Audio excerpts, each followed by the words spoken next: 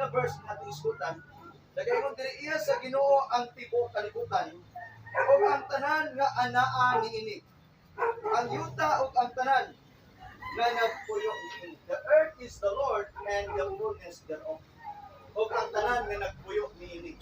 So usa ni kada kumutang nga ato nga mapalatungan karon. Dulo lang kabutang gusto na ko i-impart sa inyo. The first one, nga importante kayo ang sa maani nga natay dedication o paghalag sa Ginoo. The first one is i-recognize nato ang ownership sa Ginoo. Musulod sa dili, wag gyud ato ani. Amen. The earth is the Lord. So, i-appreciate na po ninyong gibuhat. Invite mo ninyo isip nga mag-officiate ani nga dedication. So, it's my honor. Usab sa Ginoo, kalipay na po nga makapaambing usab sa gugma sa Ginoo. So, i-recognize na to ang ownership sa Ginoo. Kani kagabi lang na ako'y nabasa ng articles gikan sa CBN, usa ka Christian network sa Amerika. Usa ka negosyante ginganlan ko ang iyang pangalan si David Crane. Ang iyang negosyo sama anang City Hardware, kining Mandawi Foam. So usa ka nindot kaayong hitabo sa negosyo kay pagsugod pa lang matod pa niya kini atong negosyo iya sa Ginoo. It's owned by God. Muna yung first na motivation. Na kining naana mo. Gani nagsugod siya, nasa mga 600 lang area, 600 square meter yata. Anyway, sa Amerika, na yung mga ilang panito, pwede nga tinagmay presidents. So lang, ito, nakasugod siya. Ang yung capital, $600. Pwede imagine, $600 karana sa mga 25 or 30,000. Karon, kung sa una naman to. So sa diya nga, ang yung negosyo, isugdan niya with acknowledgement sa Ginoo, his ownership. Amen? Ang ownership sa Ginoo. Kapag mo sa nitabo sa negosyo, nahimo siyang asset karon sa Amerika. One of the billionaire businesses na naan niya dito sa Amerika karon, kaya may naku naman ang negosyo. So kung panalinginan tayo sa Ginoo mo negosyo, why makapugong even the devil could not. Amen? Kaya kalipay na sa Ginoo ngay bless ka. Ang kanindot lang sa diyan ginuras pero sa Ginoo, batol pa niya tungod kay Ginoo may priority niya kay Ginoo may tanya. Batol pa niya ang iyang mga trabante gitagaan niya saktong sweldo o benefits. Kanya batol pa niya every Sunday yun, matagid sa og mimo. Every Sunday kung may mo makapanimbang mo sa iyong simbahan.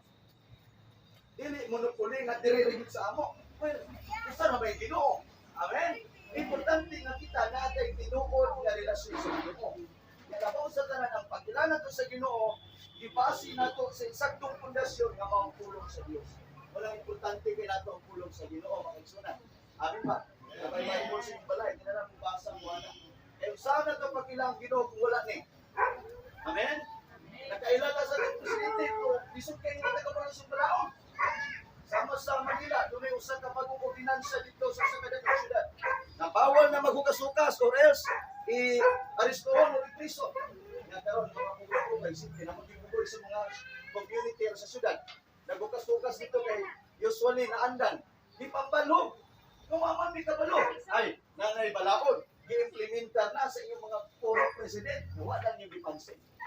Ignorance of the law excuses no one. Are you with me? So, di pwede Ginoo mo kabalo. Una nga, masalamat na si Ginoo nga na word. Now, ganong i-recognize man natong ownership sa Ginoo? Kay, iyan eh. O sa yun sa Bible, sa John chapter 1 verse 1, in the beginning was the Word, and the Word was with God, and the Word was God. Sa Bisaya version na gingon, sa sinugdan mo ng pulong, ang pulong uban ng Diyos, o ang pulong Diyos. Amen? Sa ito ba, kung i-recognize nato si God, na siya'y tagyaan eh, gibasi nato diri siyang pulong, kaya ang pulong Diyos man. Kaya sa verse 14 sa chapter 1, the same book sa John, lingon ang Bible, and the Word became flesh. No wonder, nganong si Jesus gitawag siya Lord. Gitawag si Jesus of the Lord of Lords and the King of Kings. Sa ito ba, kinintindahan din ninyo pero kay Jesus ni. Amen? Kay si Jesus, mauman ang pulong. Amen? Na nahimong tao. So busa nga magpasalamat Lord Jesus, salamat. Si Jesus siyang gitawag og the the invisible image of God.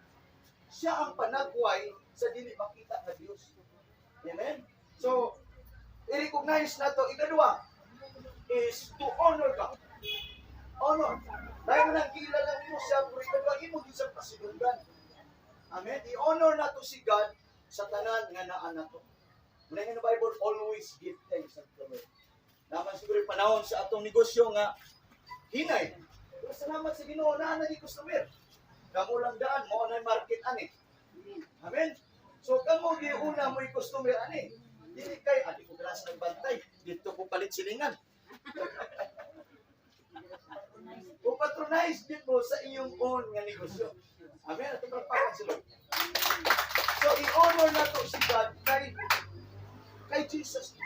Yun ang Bible, His name is above every name.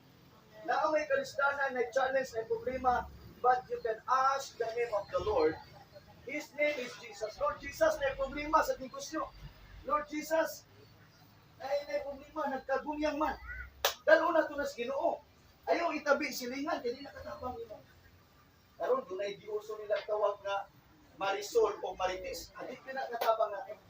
Otherwise, kung may problema sa tindahan, nato, kamura pa yung magsinumbungay nga usahan man nato ni. Ikaw ang God, magpinasayluay ka.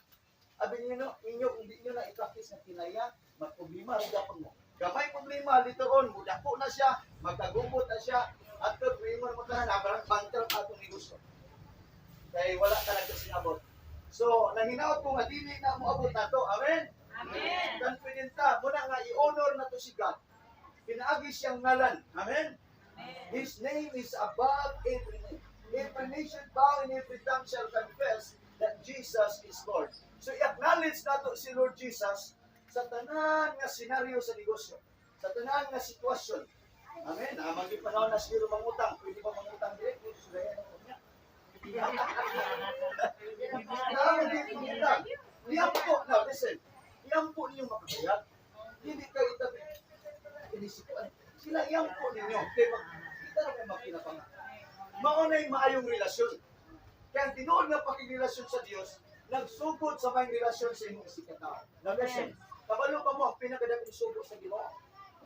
The greatest commandment, ingon si Jesus, the greatest commandment is love the Lord as you love yourself and love your neighbor as you love yourself. Kung saan may pahigugma ang Ginoo, kay mo man greatest commandment, kung naay tinuod nga gugma, ang ordinansa ni Moses, even the 10 commandments, dali ra nimo nang mabuhat kay naay tinuod nga gugma. Knowing nga ang gugma mao man si Kristo. Amen? God is love. So, anong mga silingan or amigo na yung mga ginagmay nga conflict, kinalan magtatong tao saan pagpasaylo, kung saan na ito nga makasabot ka, kung saan sa nato nga maka-adjust ka para sa kaayuhan aron makabenepisyo nato. Amen? So, i-honor na ito si God. So, pag-honor si God, love your neighbor. Love your enemy. Gusto pa na yung mga enemy. Pero wala tayong choice. Kay mo na sugo ni Jesus. Kay diana nga paagi, diya ka ma-measure kung sa kagatinuod na nagsalig sa Diyos. Kay sa may mulapan mo. Ayaw pa ni kamuti nga ikaw may magpakita kilas na isog ka. Kung saan ni mo pag-claim ang imo ni God nga vengeance is mine. Ako ang panimalos. Yan ingon pa yun si God, ang taas, ang mapaytasod yan ibagsak. God opposite the proud, but He give grace to the humble. Gusto ba tayo pataas sa Ginoo? Maguntis daw sa kinsay pinakamapagsanon. Pagkalindod tayo. Pero sa usa ka organisasyon magpasikatay kita'y pinaka-bright, kita'y pinaka-maayo, wala tayo nahimo diyan. Apan kung kini natin kamo, natay pasikasin Diyos mo, maadukon sa Ginoo. You honor God in every ways. Amen? Dahil kung may problema, well, sa akong gingon, kung may makautang yan, nagdidahan ka o 1 week, o good, kung saan naman yun, iyampo. Lord, kung mga grupo, Lord, iyampo na mo, Lord, si Sister Ginoo nga, masilduan na yung bana. Bakit nindot? Amen. Ikaw yung abay, nindot, ikaw yung iyampo. Amen. And then the last one, the third one, expecting for more of God. Amen.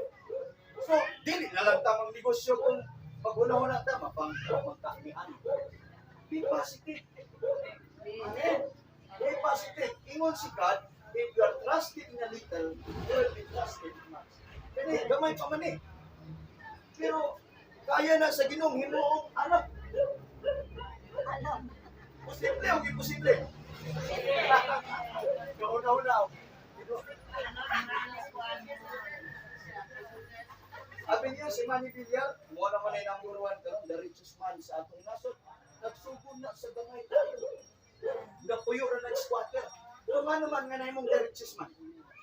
Who knows na one of these days, kamutan na isa-isa. Amen. Patilawon sa Ginoo kausuanan. Kay nagsugod og saktong pundasyon, maayong relasyon, walay makabuot sa Ginoo mas bago ni relasyon. Amen.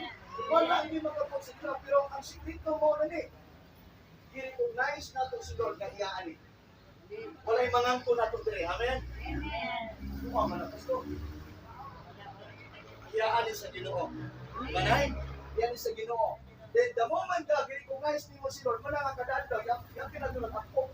Kaya nahimo na nato may resources. Source nato. Amen? God is the ultimate source of all resources. Muna nga, kadaddag, i-recognize nato nga yan eh, then ikadua, ato siya i-honor. Masiyunggan nato siya. Amen? Kung may mo na amoy once a month, dire nga, magpilusik mo, why not? Amen? Muna usa sa mga indikasyon ng tanan ninyong pagpalikamot, ihalag si Ginoo o appeal ang Ginoo kay iya amang punis Ginoo. Amen. Amen? And then, the last one sa ganito, expecting for more. Nakaroon, bugas naman na. Kasi gusto niya appeal na sunod. Gusto niya. O niya, kaning building, gamay-gamay pa man. Muda ko pa. Mga kaigsunan, salamat sa Ginoo. Wala ko dahil challenge natin. Nining kapo. Ipiyalan ni Ginoo. Gusto sa Ginoo, may mutang good steward. Pagkulo ba ka nga piling atong tinabuhi, mo na yung pinaka-perfect gift na nagawa nato. Ingon nga igasahan taan sa Ginoo. O piling atong tinabuhi, gusto ni puyan sa Ginoo. Amen? Muna nga si Jesus, gihatag sa aman. Kaya kining atong tinabuhi, di man nga ngayon patulangit. Sinners man tatanan. Amen? Tuwa ba ka ang tatanan makasala? Walay perfecto na to. Bisan pagkakimungalan perfecto. Tagaan ka na mapilito na masalay po. Amen? Kitang ka ng sinners. Apan, mo ni bitawag po Diyos. Kay nakasensus. Kumana siya ni Aning. Kumana po sa Bikayab. Kumana po sa Nabanhaw. Ni Ani Richard ang bayaran ni Musala. Aron pa ka na lang nila. Yun ay tingin sa Bible sa 2 Corinthians chapter 8 na He became poor that we might become rich. Anong nahimo mo siyang poor? Ang kanang tulong mo, kung na kong sala mo, sala na kong i-apil o gamsan ko sa krus. Wala si Jesus nahimo siyang curse. Na ang tanang sala sa kalibutan, i-apil dito. He became poor that we might become rich. Wala, salamat na si Ginoo na naay Jesus nag-offer o nindot tayong mga utang. Ang di-offer ni Lord Jesus na ito, kinaboy wala katapusan. Mga matay tang tanan, pero salamat sa Ginoo na kinaboy wala katapusan. Basta nga karon pa lang daan, ipialan natin mga butang, pamilya, kung sa pa'y ipial sa Ginoo nimo, i-recognize ang Ginoo nga iyana, i-acknowledge siya, and then pag-nakaw ka ng positibo, na ipagtuo, na Diyos magpanahuman nimo, na pasaybuhaton nimo, basin mo mga adlaw imong anak gabiton sa Ginoo. Amen. Na mahimong barangay captain sa Dalituga. Mahimong mayor sa Piliran. Wa ta na sayod as long as maglakaw tag matarong. Amen.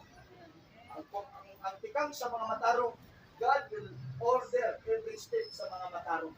Once ka i-order na sa Ginoo, meaning matag plano, matag desisyon, panalanginan sa Ginoo. Gusto mo tayong panalangin sa Ginoo. Amen. So, manitog na makaigsunan, ipunta mo po sa dito. So, nanginaot ko nga na ay na-absorb ninyo karon sa simple mensahe. At ito i-acknowledge sa Ginoo nga sa itagya si mong kinabuhi. I-honor na ito siya, muna nga ito siyang daikon, pasalamatan na ito siya. Matag-adlaw, pag mata nimo, pasalamat ka sa Ginoo kay buhay pa ka. Ang Diyos na pa'y tuyo nimo, gusto sa Ginoo gamiton ka. Mahimo kang reflection sa pagkamayo sa Ginoo. Mahimo kang panalangin sa imong silingan. Mahimo kang panalangin bisa sa mga tawo ganay nimo. So mo na kinabuhi nga naglakaw diya sa katarong, naglakaw diya sa kamatuoran sa Dios. Now ini nga kapunon magahimong tag prayer o commitment sa Ginoo pakigsaan. Na kung budta mo ba naling mo nga pagampo, no? Siguro imo na ning gibuhat for several time pero buhaton nato ni pag-usap. Isip na ako mag guide kanimo ning usap na simpleng kabinan sa Ginoo. Buhaton nato diya sa pagtuo, diya sa pagsugid. In the Bible, if you confess with your mouth that Jesus is Lord and believe with all your hearts that Jesus raised from the grave, then you shall be saved. So atong dila isugid nato assessor sa atong Ginoo. The word Lord means honor. Siyang tagya sa mong kinabot. Kunya dili lang taman sa tumoy dila, kailangan gikan sulod sa kasing-kasing. Kaya kita na sa Ginoo ang imong kasing-kasing. The Bible says, God does not look at the outward appearance of man, but He looks at the heart. Ang tinuod na imay sa tao imong kasing-kasing. Basig apay mga gipangdugtan nimo diya na ikay kaligudgutan na kay mga tawa nimo pasayuhan. Grabe gyud ang imong kasakit sa kasing-kasing. So karon nga oras ako kang challenge. Ihatag na si Ginoo. Ihatag si Ginoo ang kabalaka pagdumot. Ang kasing-kasing ang dili magkatong sa pagpasaylo. Karon tinalan mo nang makatong mo na ibabag sa panalangin. Mo na ibabag sa mga may utang sa inyong pamilya o sa inyong next na generation. So apply mo kasing-kasing kay mo na ipuy-an sa Espiritu Santo sa Dios. Na ini rasa uban kanako ini ang pagangko. Buot ka mo ba kanako buhata sa pagtuo. Langit nun nga mahan. Ako baliton langit nun nga mahan.